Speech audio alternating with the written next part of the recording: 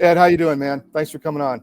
All right, thank you very much. I've been watching since the 10 o'clock hour, and I have Uh-huh. some comment on the Eurasian giant Russia and China. But first, I'll go to what your question is, which is this event in Venezuela. Yeah. This is part of what Trump won on. He won on economics. We had 20% inflation over 4 years, and he won on what I would call national defense. Mm-hmm. National defense starts with sealing the border. You stop the bleeding, and now he's doing the deportation, and he's doing this all over the country. And he's going to Chicago this week, and I welcome that. I'm from Chicago, but now he's going to attack. He's going on the offensive, and he recognizes, as Rubio does, that the countries in Latin America, like Cuba, Venezuela, and even Mexico, were complicit in this invasion of America. They collaborated with the Obama-Biden administration. They were complicit, and they have to be confronted. Yes. And so this is the beginning of that confrontation. Trump has expressly authorized the military to take on counter cartel operations. So that he made that executive order. So the military is authorized. The cartels are considered instruments of foreign countries, which they are. In this case, Tren de Aragua is an instrument of the Venezuelan government. In Mexico, I think the government is an instrument of the cartels, but that's another story. But certainly in Venezuela and Cuba has been working with the mafia since the 1950s. Mm-hmm. In fact, I have people who were landed at Bay of Pigs who tell me that the shooter of President Kennedy was not Lee Harvey Oswald, but a Cuban assassin standing on the other side. And so the Cuban Communist government is working with the mafia since the 50s, and it's continuing now. All these mafia operations. That's the only way these governments can earn any money. Well, it's so much bigger than that, because all this information is coming out about the Venezuelan voting systems, Yep. the Smartmatic. I mean, oh no, that was a scam. It's a total scam. Scam? What do you mean? It wasn't true? That It's a fraud. The Venezuelans voted in November of '98 for socialism, and they have not been able to vote your way out. Socialism is a system of government that you can vote your way in, but you have to shoot your way out. Oh, completely. And that's my point, is that they installed these machines. I think they're active in 76 countries, and they stole our election and put in illegitimate Manchurian candidates across, not just in the presidency, but all the way down to the local level. Well, especially like in the Georgia senators, I think that's very harmful, because we're seeing all these judges that are fighting the Trump administration, and a lot of them were approved during the Obama-Biden 3.0 administration, and that was made possible because the 2 U.S. senators from Georgia went Democrat. So that's got to be worked out. I saw Trump was going after the mail-in ballots. I hope he goes after the machines just as hard. Yep. Because it's absolutely necessary. Do you have any insight on that? Are you? Well, I know that the Republican establishment thinks everything's okay. So that tells you that there's something going on. But no, they for example, Governor DeSantis says that vote by mail in Florida is fine. That Trump's vote by mail mandate is only addressed at other states where they send, because in Florida you have to request the vote by mail.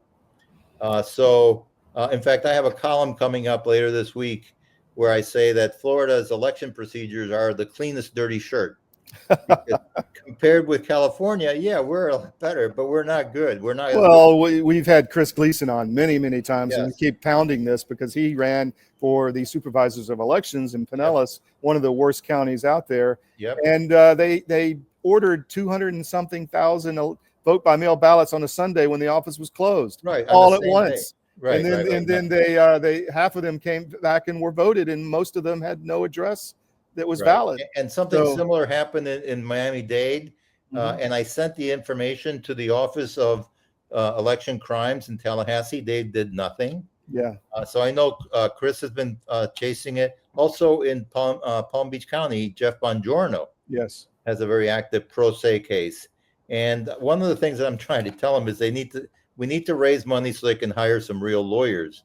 And that's something that this guy, Emilio Gonzalez, who's running for mayor of Miami, and I think he's the best candidate, he Yeah, did we that. have you put up a great article. Oh, okay. Yep. Let me bring that Today. up, but keep talking. I'll bring it Well, up. he was already the best candidate, but this summer the city of Miami voted the city commission and mayor to extend their term for 1 year, so they could have their elections in the next year. And he took them to court. He won.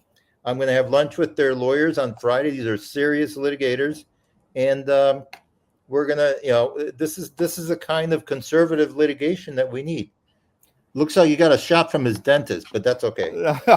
It's from a Twitter photo, but Okay, no yeah. problem. But Yeah. this is all part. The whole Miami situation is part of really confronting the people that are threatening our southern border.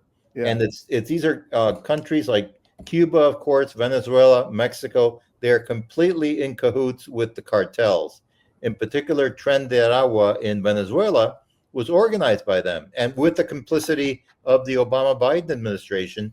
And so I think this was the first shot. A motorboat with 11 people on board was shot into the water, just blown out of the water. I don't know if it was a missile or an airstrike or what, but clearly the U.S. has several guided missile cruisers and destroyers, and there's even a Marine Expeditionary Force, which is around 2,000 Marines. And I don't know that they're going to do a landing, or maybe they'll take Isla Margarita or something like that. But clearly, the administration is escalating the war on drugs. It's really an invasion of the United States. And Rubio was in Mexico Tuesday, Ecuador. He's telling them, and I think the issue is going to come to Mexico too. The government there is a communist government, and they're trying to become another Venezuela. And we are right to put an end to it and to tell them you can't do it.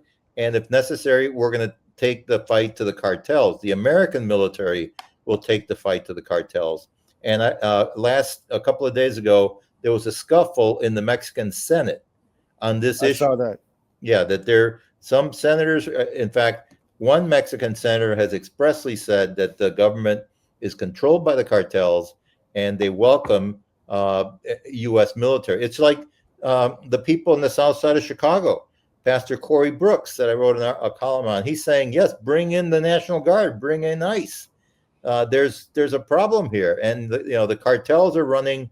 Illegal immigrants are running Chicago, the inner city, and there's not enough police. Bring in the National Guard. So it's really all the same issue that Trump ran on, which is really to promote America's national defense. This is part of it. So that's an interesting point. In that, well, first let me say I'm not sure they should have shown that video of the boat because it was a rowboat, and people are saying, oh, they blew up a rowboat. But it's more than that. It's a message to those that are trying to move out of Venezuela assets into the U.S. I used to do a lot of business there, and there was always a trying to get capital out of Venezuela, and there was an underground black market bond scheme where they would buy bonds and move them out. I mean, it was kind of complicated, but it was very interesting. But what do you think? Obviously, Maduro's scared. He's holding hands with China. He's holding up Huawei phones. He's, you're right. There's Puerto Rican exercise with Marines with, B-22s landing on the beach, and it's got his attention, I think. Do you think? Absolutely, and in fact, he's mobilizing a local militia. But I don't think they could stop the Marines. Yeah, no. I think everybody who has any energy has left Venezuela, in effect, or any money. Yeah, or has any money. They're all here in Doral. How is that community doing? Are they? What do you hear from them? It's very prosperous. Doral is 85% Latino, and probably about half of that is Venezuelan. There are a lot of Colombians and other people, but there aren't that many Cubans that don't dominate. And it's only 10% Anglo. So when my wife goes to the Publix, she can't make herself understood at the deli counter. Oh, so go ahead. You talked about deportation when you started. That was like your second line of defense. What is that actually happening? We've seen some raids, but is it happening at scale that needs to? Well, no, it's just getting started. We need a lot more, but it's starting. And I think what's happening is that there's starting to be this self-deportation. Mm-hmm. That people are saying, well, it's not worth sticking around here. But then, the other problem is, where do you go? Yeah. It's really a big problem. So yeah, I think that has to continue. And I think this week, the ICE is going into 200 agents at least are going into Chicago. Mm-hmm. And that will be a very big burst, because there are a lot of people there to be deported. And I've read the polling, and the Latinos especially and the blacks are in favor of having ICE and also the National Guard. And it's really the white lakefront liberals that are opposed, because they live in relatively safer neighborhoods. And you see that Mayor Brandon Johnson is a total idiot, saying, "Oh, we don't need this," And then the governor Pritzker, he's putting out videos of himself at the lakefront at 6 a.m. in the morning, where all these people are jogging. Well, yeah, they're pretty safe, but let's see him go to a place like 66th Street and King Drive on the south side at 10 p.m. and let's see the shootings. And that's where Pastor Corey Brooks has been very outspoken, and he said we need the more police protection, we need the National Guard, and we need the federal immigration enforcement to get rid of the illegal alien gangbangers. What about Alligator Alcatraz? That's in Florida. What's the latest on that? Well, the latest is that an Obama judge has ordered that it be closed within not long time. The state and the feds are appealing that order, but it may be that they don't need Alligator Alcatraz anymore, because there's another facility up north in northern Florida, and all the other states. Once that happened, all the other states are opening their up. There's the Lone Star lockup near El Paso. There's a volunteer vault in Tennessee. I mean, everybody's doing it, so they may not need that. It's a small facility. It's only holds 1,000. It's in the middle of the Everglades. It's an hour away from where I live in Doral, and but I think it made a point. It got everybody's attention all over the country that that's what we need. Wow, that's amazing. Ed, do you have time for another segment? Can you? Sure, I'll be happy to do it. All right, we'll be right back.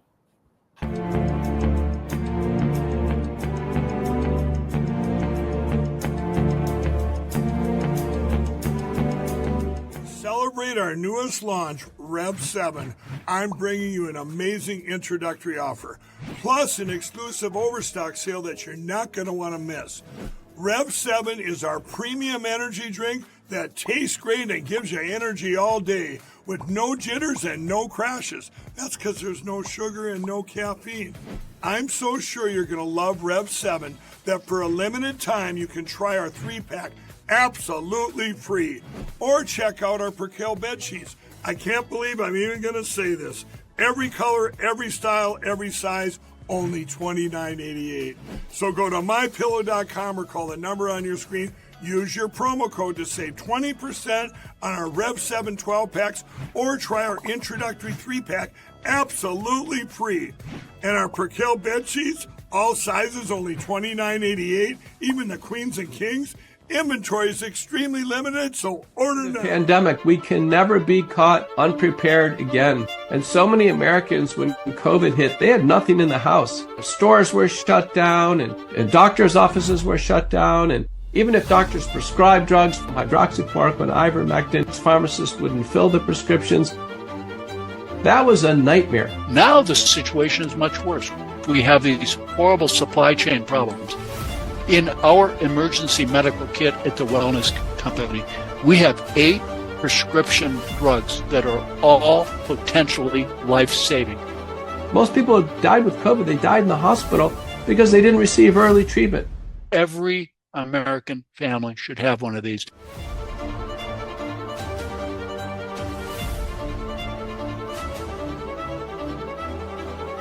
I can tell you the Wellness Company kit is the answer.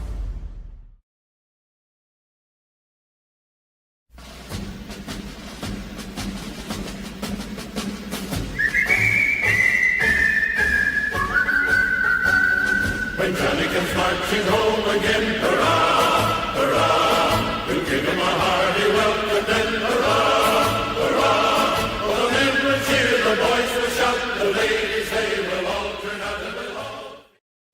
So we're back with Ed Vidal. Thanks for joining us on the Skiff today. Ed is in Miami. He's with the Miami Independent, one of our prolific writers. And Ed, thank you for all of that. We really appreciate the content, really insightful. So before we get, I want to talk about Florida, but let's talk, you mentioned the international scene with Putin, Kim, and Xi Jinping. What are your thoughts on that? Well, I've been wondering, I've always thought that Ukraine did not belong in NATO. Because they're not really a Western country, and NATO was formed to defend the West from the Soviet Union. And I've always wondered, why did the West provoke the war in Ukraine? Because they provoked it by inviting them into NATO, and they knew that was a red line with Russia, and they did it anyway. So why did they provoke that war? And partly, there's a lot of corruption. I mean, 90% of U.S. aid to Ukraine is dispersed in the United States. Yeah. So there's a lot of money to be made, including by General Kellogg's daughter. Yes, exactly. So there's a lot of money to be made. But I think when I saw your pictures in the top of the hour, one of the effects of this war has been to drive Russia into the arms of China. Sure.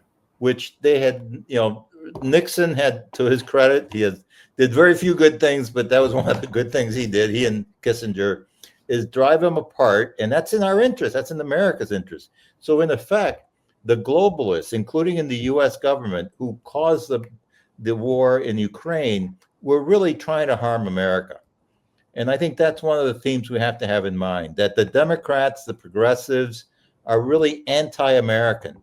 And just the way they opened the southern border and let it in an invasion, they drove Russia and China together. And if you look at that map of Russia and China, it's a Eurasian landmass. The good thing about the video you showed is that Prime Minister Modi from India was not there. Because he had been there the day before with kind of a Shanghai cooperation. And he's having a fight with Trump because he's buying all this Russian oil, and Trump hit him with some heavy tariffs. Right. But I was happy to see he wasn't there. But you can see there's this whole Eurasian landmass is now aligned against America. And they're not aligned against Europe because Europe doesn't count. Yes. They don't have anybody to so they're aligned against America. And I think that was a real harm caused by the Obama-Biden 3.0 administration. And it's going to be an issue. I mean, I'm glad that Trump is taking care of the near abroad, as the Russians say, with reinforcing the Monroe Doctrine and we're it's going to take some time to deal with these people. But I think Marco Rubio, to his credit, he's no longer little Marco. He's a very studious and conscientious Secretary of State. And I think this will lead to regime change in Cuba and Venezuela. And in Mexico, I visited there last year, and I wrote that we Americans, we need to create a buffer state between us and Mexico, and a buffer state made up of all the Mexican states that border the U.S. Yeah. And I think there'll be a lot of Mexicans will be happy to have that, because Mexicans understand their government is controlled by the cartels. Most of their landmass is controlled by the cartels, and this is the only way to give them some rest. So I think that's going to happen. But then in the future, we're right now we don't see an end to the Ukraine war. China is continuing. I mean, China, I'm going to have lunch with your son, Mandarin, on Saturday. Yeah, I'm going to Miami Beach. Oh, good. And we're going to talk about that. And China is a 4,000-year-old or more civilization, and their way of doing things is to be an empire. They have an emperor and an administrative state, all the mandarins, and that's all they know how to do. And so now they've been making some money since the 1980s, 90s, and they're back on their imperial trail, because that's what they know how to do. They want to make America into a vassal state. They've got Europe, I think, on the ropes. So that's what we're facing, and that's what really the Obama-Biden administration weakened America in the near abroad, and really to set us up against the big competitors for global hegemony. Well, I've got this article up on CDM. There was a big military parade, just so our audience knows. You can check the article out. And Putin and Xi and Kim were there. All Those are the three the triumvirate is China, Russia, and North Korea. Well, it was a bromance. I mean, there's lots of meme material in there, which I'm sure will come out. But the two issues. One is I'm not sure how close Russia and China actually are, because I know Russia is very fearful of China. For good reason. Yes. And Trump is brilliant. That's why I think the Alaska meeting was so brilliant, because we're only 3 kilometers from Russia. We can do business without Europe. Europe is trying to keep the war going to be relevant, but you're absolutely right. Nobody cares about them. They have no money. They have no military. They have no culture anymore. They're just a dead museum being overrun by other cultures. And so I'm hopeful that Trump can do something with Putin on the business sense and in the Ukraine war. But the Europeans, what they can do is keep the war going. Right. And that's what they're doing. Yeah, exactly. That's what they're doing. So the other point is, I think Xi is pretty weak right now. There's a lot of purging going on in the military. The economy's weak. We're really at a real critical point. And I hope Trump I know he has the brilliance, and I just hope the stars line up so that he has a chance to really shift the world right here in a big way. But so Xi's weakness, which I acknowledge, is it's really a temptation for him to strike out. And that's a danger. Yes. Yeah, that could be. Although I think it'd be pretty hard for him to take Taiwan. I think Taiwan is getting pretty built up to be defended. It would be a real mess for them to try to do that. So, well, we've got a few comments here. One saying we need to break away from China big time, cut off trade, and decouple. And then Amy Williams says, and all roads lead to China. I think that our commenters are right, and I think Xi has been doing a lot in Latin America to hurt us with the Panama Canal. And I think Rubio you were really early on this. I'm still impressed by that, Ed. I mean, you called this really early on that Rubio's job was to reinstate the Monroe Doctrine. I mean, I think you said that a year ago. So that was brilliant. What about Florida? Let's talk Florida for a minute. A lot going on. You've got the DeSantis's term is his last one. Who's going to run? Byron Donalds is stepping up. Let's talk the governor's race. What do you see there? Okay, governor's race. I think it's going to be there's going to be different slates, as I've said before, and DeSantis has his candidate. DeSantis doesn't want to lose relevance. He's not going to be like Rick Scott, who will then step onto the Senate right after he finishes his governorship. So he doesn't want to lose relevance. So he appointed as lieutenant governor a very close ally in the state Senate, Jay Collins. And Jay Collins is now going to have a chance to go around the state on taxpayers' dime and introduce himself. And this is a precursor, I believe, to him announcing a campaign for governor. Governor, I know Collins. We've interviewed him in the past. He lost his leg as a Green Beret, correct? Right. He's a veteran, feisty guy. And I think he's got to introduce himself. But I think people are welcoming him because, as we have pointed out, Byron Donalds talks great on Fox Business and economics and all that, but he has a lot of connections that really point to his character. And the governor of any state, and especially Florida, has a lot of appointments to make. So you want to make sure that he will appoint good people. And he has a lot of connections and relationships from the past that point to him not being so good, including he supported Trayvon Martin.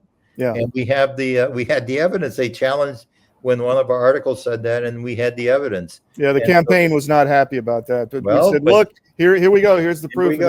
They didn't respond. So it's right there. You can't. It's called So we looked it up, and he's got other issues. With the J6ers, he didn't really say they got what they deserve. On the voting machines, he says they're here to stay. He said Biden won fair and square, so get over it. So that was good. He said the Capitol Police during J6 protected everyone, where in fact there was a Capitol Police officer who killed Ashley Babbitt. So that was not. So he's got a lot of bad connections. He was very friendly with the House Speaker Perez, who was a big foe of Governor DeSantis, and they're fighting. And Perez DeSantis has a couple of good points. He wants to reduce or eliminate completely property taxes. And House Speaker Danny Perez, who's supposed to be a conservative Republican, was opposed to that. I don't know why. And then Byron Donalds really sided with House Speaker Perez. So I think Byron has a lot of questions. And I'm glad to see that Lieutenant Governor Collins will probably be challenging him, although there are still people, Republicans, who say that Casey DeSantis may be coming up at the end of the year. But you think so? I mean, her $10 million issue. Yeah, she's got an issue. And also the whole idea of the governor's wife succeeding him is not good either. You know, everybody remembers George Wallace was succeeded by his wife Cornelia, and that didn't go over well. And here in South Florida, everybody remembers, you know, Isabelita Perón and now Cristina Kirchner in Argentina. We don't want South Florida politics to be any more Latin than necessary. So I think she'll be a bad show. I don't think she'll run. The other one, she's got a reputation of being extremely ambitious to a fault. Oh yeah, I'm sure. Yeah. So we'll see. You know, but anyway, I'm glad to see Byron getting some challenge. The other one is the U.S. Senate. Attorney General Ashley Moody was appointed U.S. Senator by Governor DeSantis to fill in Rubio's spot. And now the Republican Party of Florida is trying to endorse her, which I think is a mistake. The party should stay out of primaries. Well, she's done absolutely nothing for election fraud. I mean, in fact, she has done nothing for anything. Ignored it. She didn't do anything when she was Attorney General. She hasn't done anything now. And I think there's likely to be a challenge from Congressman Corey Mills from Central Florida. He's a former special operator. Yeah. And now he has some, you know, skeletons in his closet, but I'm all in favor of challenging in Republican primaries. And in fact, as part of our election integrity brigade, we are promoting several challengers for this. And we're going to have Defend Florida recently had a Reclaim campaign event in Venice, Florida. And we're planning one in Miami-Dade County for next February, Saturday, February 7th. We're going to have speakers. We're going to have speakers from the alternative organizations like Florida Republican Assembly and Republican Liberty Caucus. And then we're going to have speakers from Republican conservatives, MAGA Republicans that are challenging rhinos in the primaries. And that includes, we have 3 Cuban American rhino congressmen down here. And we're trying to find challengers for all of them. I think we have for one of them, but we're continuing to look. That's interesting. So there was a lot of pushback on the last Defend Florida event. Sure, that's good. Then you're over the target, right? Yeah, no kidding. There's going to be more of those events in the fall, and we're going to do it in February. And it's really just a gathering of conservative grassroots Republicans who are not happy with the rhinos, and part of what we have to do is we have to recruit some candidates and then support them. Yeah. And there are 2 or 3 already for Congress. We're looking for more for the state legislature. All right. Last question. The Election Integrity Brigade. Tell people the genesis of that and what it's about and what you're trying to get done. Well, the genesis was really the stolen presidential election of 2020. A lot of people said, we got to get more involved with the Republican Party. But we found that the Republican Party in Miami-Dade is useless and corrupt, and was engaging in election fraud in connection with electing new committeemen. So we walked out. We formed our own organization, independent of any party. It's a separate corporation, and we're active with all sorts of election integrity matters. We're doing voter registration, which the local Republican Party doesn't do. We provide poll watching, we provide poll workers, and we're also involved in recruiting candidates who will challenge the Republican establishment. And it has to be done because some people have formed a third party that doesn't work. So we're very active. We also are active in legislative lobbying, and of course, we're active in the media, pushing articles and challenging the establishment. Yeah, they don't like that. I've noticed the Miami Independent is getting a lot more attention, and I wouldn't say in a negative way, but people are noticing and they don't like it. So just little. They don't like the challenge. Yeah, people want to go along to get along. I've noticed this in Georgia too, because we're pretty effective in Georgia.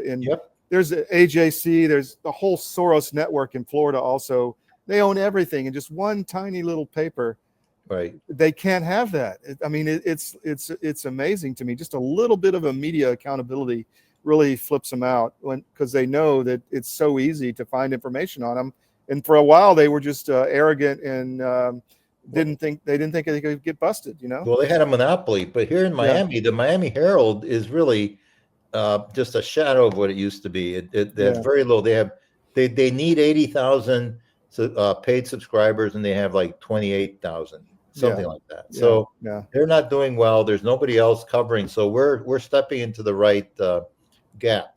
Yeah, so if you're in the area, MiamiIndependent.com, I know that Team Trump, at least elements of it, reads it. So, and if you're an advertiser in the area, please contact us and sign up for our no ad subscriptions. We are spending a lot of money on bringing all this to you, all this reporting. There's a lot behind it. So sign up for our no ad subscriptions. Make a donation if you want at the top of each site, because we have been attacked mercilessly with DDoS attacks after our Christian coverage in the Middle East recently. So, Ed, thank you. You're always a wealth of information. I appreciate it. Thank you very much. I'm working on my next column. Florida is the cleanest dirty shirt of election operations. I can't wait. So go to MiamiIndependent.com. You can see all of Ed's writing. Thank you, Ed. Take care. Okay. Thanks.